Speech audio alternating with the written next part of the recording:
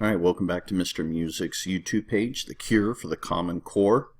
We're looking at problems 18 and 19 on the Chapter 9 test review. Okay, so for 18, it says for numbers 18a through 18f, select true or false for the inequality. Inequality just means when you're comparing less than or greater than. That's all it means as an inequality.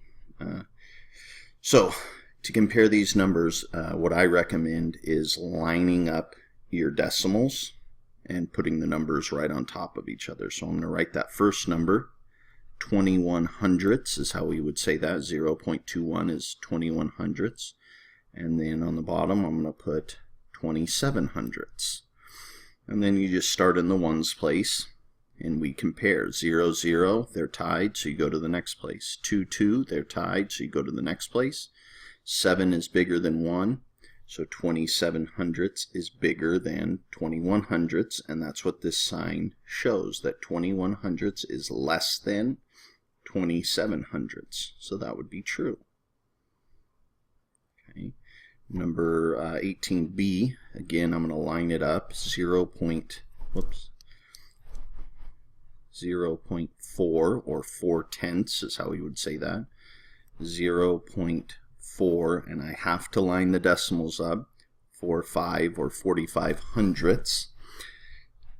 Start in the ones place, 0, 0, they're tied, go to the next place. 4, 4, they're tied, go to the next place. If there's nothing, nothing is the same thing as having 0, and 5 is bigger than 0, so 45 hundredths would be the larger number. Let's see if this shows that. This says 4/10 is greater than 45 hundredths. But we decided 45 hundredths was bigger, so this is false. Okay. Now I'm going to skip 18c.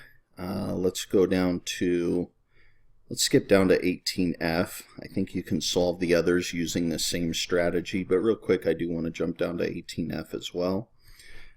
We have 6.2.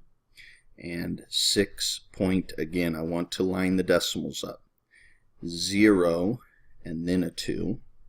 So we compare the ones place, 6, 6, those are tied, so we go to the next place. 2 is bigger than 0, so 6.2 or 6 and 2/10 is going to be bigger than 6 and 2 hundredths. So let's see if they said that. 6 and 2/10 is greater than, yes, that is true. All right, so I think you can do 18C, D, and E on your own using the same type of strategy. Okay, number 19, fill in the numbers to find the sum. Sum means the answer to an addition problem, and we can see we have our addition sign right there. So we want to make this into hundredths because we see we have a hundredths here. So I want to change 4/10 into a fraction that has hundredths. Okay, so what I can do here is set it up equivalent. I want a fraction that's equal. What do I have to multiply 10 by? And whatever I multiply the denominator by to get to 100, I also multiply the numerator by the same number. So 10 times 10 would get me 100. 4 times 10 would get me 40. So 4/10 I could rewrite as 40 hundredths. And then this is hundredths here. And then we have 8. If we already have 40 hundredths, and this is showing 8 something, well, we know already we're bigger than 8 hundredths. So if we already have more than 8 hundredths, this must be 8/10, which now we need to figure out what 8/10 equals as a fraction with a denominator of 100. Because we're dealing with fractions with a denominator of 100 here, so before we change it back to 8/10, we need to figure out how many hundredths 8/10 is. So we got to multiply to get bigger, and again, just like we did here, we're going to multiply by 10 over 10. Because 10 times 10 equals 100, and then we multiply the numerator by the same. 8 times 10 is 80. So we need to get to 80 hundredths, because 80 hundredths is equal to 8 tenths. Well, if we have 40 hundredths here, if 4 tenths is equal to 40 hundredths, how many more hundredths do we need to get to 80 hundredths? Well, 40 plus what is 80?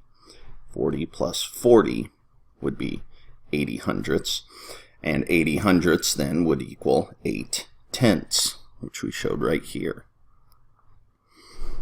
Okay, so in this box we're going to have a 40 for 40 hundredths, and in this box 8 tenths, because 8 tenths is equal to 80 hundredths, which is what we got when we did our addition here. Alright, thanks again for watching, and I'll see you on the next video.